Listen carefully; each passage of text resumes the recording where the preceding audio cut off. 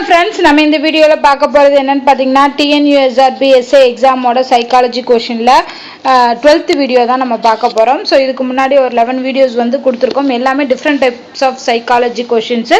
So அது எல்லாமே பிளேலிஸ்ட்டில் இருக்குது, செக் பண்ணி பாருங்கள். ஸோ ஃபஸ்ட்டு பார்த்தீங்கன்னா சீரீஸ்லேருந்து கொடுத்துருக்காங்க. 7, 14, 28 அப்படிங்கிற ஒரு சீரீஸில் what will be the 10th term. So இது வந்து ஏபிஆ ஜிபிஆன்னு கண்டுபிடிச்சி அது வந்து 10வது டேர்ம் என்னங்கிறத கண்டுபிடிக்க போகிறோம். ஸோ ஃபஸ்ட்டு அந்த நம்பர்ஸ் என்னன்னு பாருங்கள். ஸோ இது பார்த்தாலே தெரியுது. +7 இன்ட்டு 2 நினைக்கிறேன். +7 வராது. 7 × 2 14, 14 × 2 வந்து 28 அப்படிங்கிறது வரும். அப்போ இது வந்து மல்டிப்ளிகேஷன் பண்ணியிருக்காங்க. ஸோ மல்டிப்ளிகேஷனாக இது எந்த இதில் இருக்குது? ஜிபி பெருக்கு தொடர் வரிசையில் இருக்கு.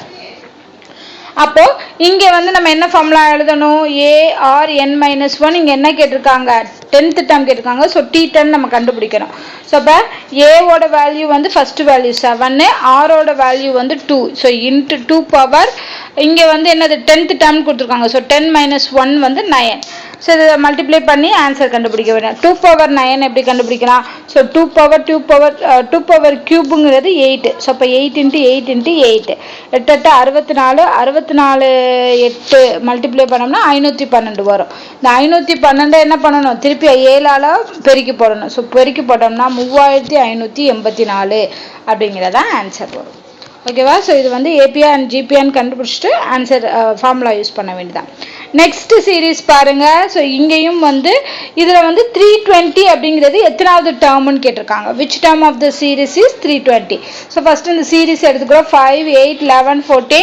ஸோ இங்கே பார்த்தீங்கன்னா ஆட் தான் பண்ணியிருக்காங்க. ஸோ +3 அடுத்து பாருங்க +3 அடுத்து +3. அப்போ இது என்ன ஃபார்முலா வரும்? ஏபிஇயில் வரும், கூட்டுத்தொடர் வரிசையில் வரும்.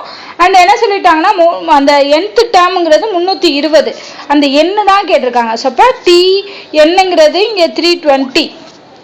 ஃபார்முலா போட்டோம்னா 320 = A + n-1 × D. ஏங்கிறது ஃபஸ்ட்டு டேர்மு. ஸோ டிங்கிறது வந்து 3 டிஃப்ரென்ஸு. ஸோ அப்போ 3n - 3 கிடைக்குமா? ஸோ இது சிம்பிளிஃபை பண்ணும்போது என்ன கிடைக்கும்? 5 - 3 வந்து 2. ஸோ 2 + 3n கிடைக்கும். இந்த 2 இந்த சைடு கொண்டு வாங்க, சப்ராக்ட் ஆகும். So 318 = 3n. அப்போ 3ஆல் வகுத்தோம் அப்படின்னா ஆன்சர் கிடச்சிடும். 1 3 3 0 6 3 18. ஸோ இப்போ இதுக்குரிய ஆன்சர் என்னது? 106. ஸோ இங்கேயுமே ஃபார்முலா தான் யூஸ் பண்ணுறோம். ஸோ அடுத்த சம் வந்து 58. ஓகேவா? ஸோ 58 சம் பாருங்கள்.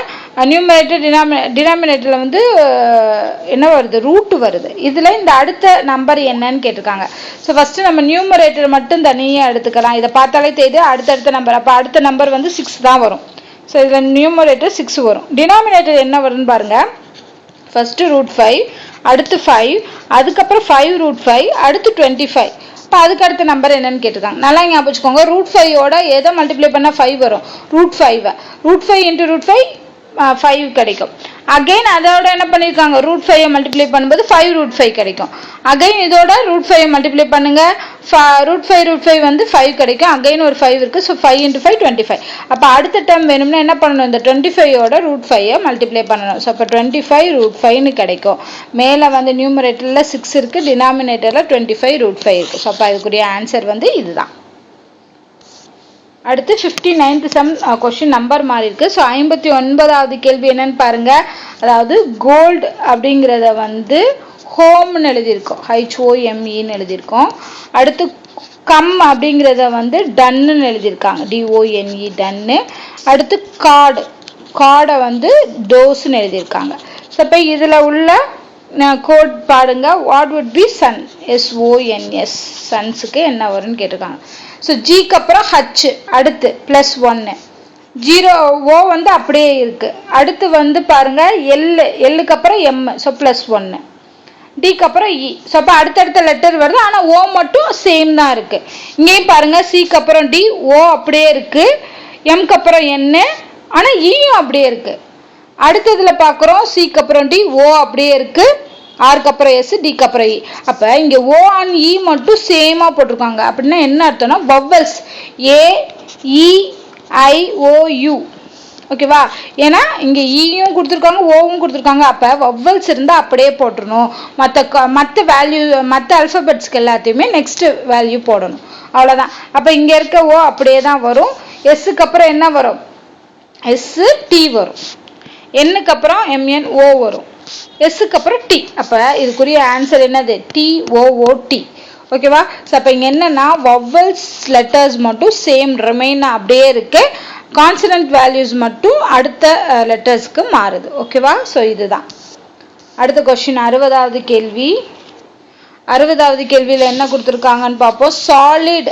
இங்கே பாருங்களேன், இங்கே கொடுத்துருக்கதே 5 வார்த்தை தான் சொல்லலாம், ஆனால் இங்கே நிறைய லெட்டர்ஸ் அதுக்கு பதிலாக கோடிங்காக கொடுத்துருக்காங்க. ஸோ அதாவது என்னன்னா 2 4 6 8 10, அப்போ ஒரு லெட்டருக்கு 2 லெட்டரை கொண்டு வந்திருக்காங்க. ஸோ எஸ்ஸுக்கு பதிலாக டபிள்யூபி, ஓகேவா? ஓக்கு பதிலாக எஸ்எல், எல்லுக்கு பதிலாக பிஐ, ஐக்கு பதிலாக எம்எஃப், இதுக்கு பதிலாக ஹச்ஏ. அப்படின்னா தான் கரெக்டாக வரும், 2 வார்த்தையாக பிரிக்க முடியும். ஸோ அப்போது என்ன லாஜிக் கொண்டு வந்திருக்காங்கன்னு பார்ப்போம். எஸ்ஸில் இருந்து டபிள்யூ, எஸ்க்கு அப்புறம் டியூவிடபிள்யூ, அப்போ +4.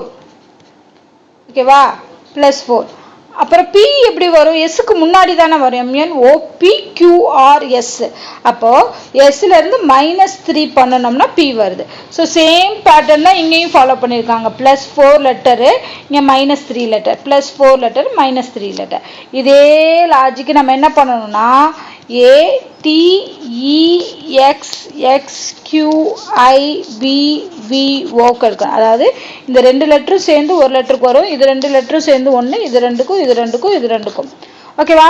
ஸோ இப்போ என்ன பண்ணணும்னா இங்கே ஒரு லெட்டர் வருதுல, இந்த லெட்டருக்கு +4 போட்டால் தான் ஃபர்ஸ்ட் லெட்டர் வரணும், அப்படி தானே? அப்போ இங்க ஏ வருதுன்னா என்ன அர்த்தம்? ஏக்கு முன்னாடி 4 லெட்டர் பார்க்கணும். ஏக்கு முன்னாடி இல்லையே, அல்பபெட் ஏல இருந்து தான் ஆரம்பிக்குதுன்னு சொல்லக்கூடாது, லூப்ல வச்சுக்கோங்க. ஏக்கு முன்னாடி இசட் இருக்கதா வச்சுக்கணும்.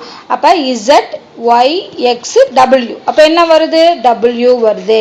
அதை இங்கேயுமே நீங்க செக் பண்ணி பாருங்க, -3 இருக்கணும். ஓகேவா? அதாவது டபிள்யூக்கு அடுத்து -3 வரணும். ஸோ டபிள்யூக்கு அடுத்து -3 பார்க்குறோம், STUVW வருமா? -3ங்கிறப்ப கரெக்டாக வரும், +4ங்கிறப்ப ஏ வரும். அப்போ இந்த லாஜிக் தான் பண்ணியிருக்காங்க. நம்ம அதுதான் நம்ம கண்டுபிடிக்கணும். வந்து இந்த சாலிட் கொடுத்துட்டு அதை 2 லெட்டராக பிரித்தாங்க. பட் இங்கே அந்த 2 லெட்டரை கொடுத்துட்டு அந்த மெயினான லெட்டர்ஸை கண்டுபிடிக்கணும். அடுத்ததுக்கு என்ன வரும்னா ஏ வரும்.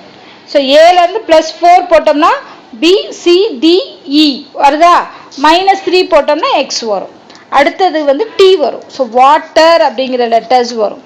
ஸோ இந்த டீக்கு பார்த்தீங்கன்னா +4 போட்டிங்கன்னா எக்ஸ் வரும், -3 போட்டிங்கன்னா Q, +4 போட்டோம்னா ஐ வரும், -3 போட்டோம்னா பி வரும். ஸோ ஆருக்கு +4 லெட்டர் வி, அடுத்து -3 லெட்டர் ஓ. ஓகேவா? ஸோ இப்போ இதுக்குரிய ஆன்சர் வாட்டர். இது கொஞ்சம் டிஃப்ரெண்ட்டாக இருக்குது. இது வரைக்கும் நம்ம கோடிங்கில் பார்க்காத மாதிரியான ஒரு டிஃப்ரெண்ட் கொஷின் தான் இது. அதனால் இதை நல்லா பார்த்துக்கோங்க. ஸோ இந்த வீடியோ இந்த சம்மோட கம்ப்ளீட் ஆகுது. ஸோ தொடர்ந்து வீடியோ போடுறேன். எக்ஸாமுக்கு முன்னாடி கண்டிப்பாக உங்களுக்கு ப்ரிப்பரேஷனுக்கு யூஸ்ஃபுல்லாக இருக்கும். இந்த மாதிரி டிஃப்ரெண்ட் டைப் ஆஃப் சம்ஸ் பார்க்கும்போது உங்களுக்கு நிறைய ஐடியாஸ் கிடைக்கும். ஓகேவா? ஸோ சம் எப்படி கேட்டிருந்தாலும் ஐடியாஸ் வச்சு நீங்கள் ஆன்சர் கண்டுபிடிச்சலாம். ஸோ இந்த வீடியோ உங்களுக்கு பிடிச்சிருந்தா லைக் பண்ணுங்கள், ஷேர் பண்ணுங்கள், மறக்காமல் நம்ம சேனலை சப்ஸ்கிரைப் பண்ணுங்கள். நன்றி.